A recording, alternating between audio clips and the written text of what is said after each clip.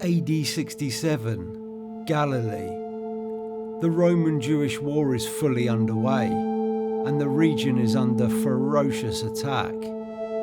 As Roman forces breach the fortified city of Jotapata, a group of Jewish soldiers are holed up in the catacombs beneath the city, making a desperate and deadly pact.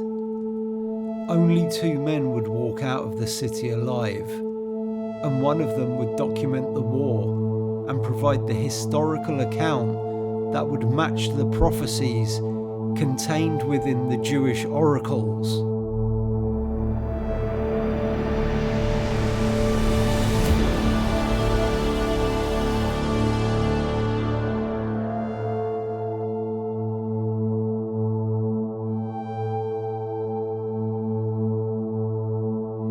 It is God himself who is bringing on the fire to purge his temple. The Romans are but his instruments.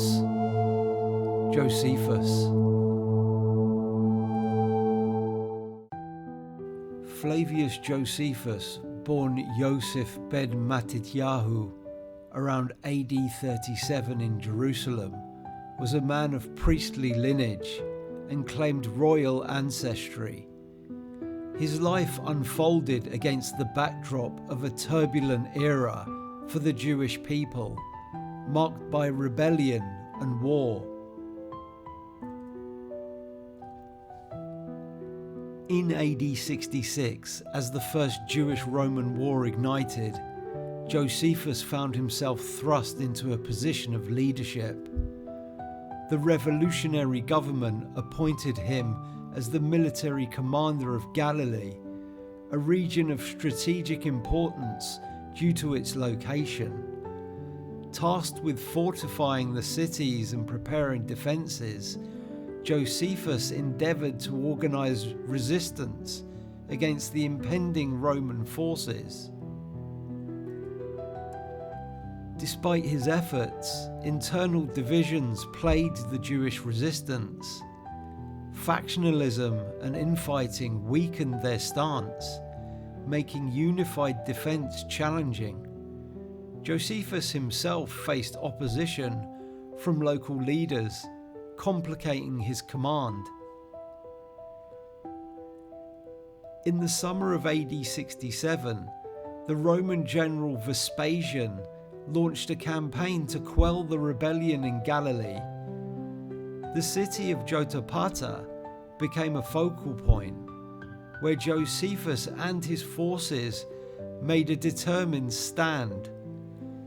For 47 days, they resisted the Roman siege, displaying resilience and tenacity. However, the overwhelming might of the Roman legions eventually breached defences, leading to the fall of the city. Amidst the chaos, Josephus sought refuge in a cave with 40 of his men. Facing capture, a grim decision loomed: surrender or death. According to his accounts, a suicide pact was proposed to avoid the humiliation of capture. Lots were drawn, and one by one, his companions met their end by each other's hands. When only Josephus and one other remained, he persuaded the survivor to surrender alongside him, thus sparing their lives. Presented to Vespasian, Josephus employed his knowledge and wit to secure his survival. He claimed that Jewish messianic prophecies foretold Vespasian's rise to emperor. Intrigued and perhaps swayed by this proclamation, Vespasian decided to keep Josephus as a prisoner, treating him with a degree of respect. 2 years later, in AD 69, Vespasian did ascend to the position of emperor. Remembering Josephus's earlier prediction, he granted the historian his freedom. Embracing his new status, Josephus adopted the Roman family name Flavius, aligning himself with the Flavian dynasty.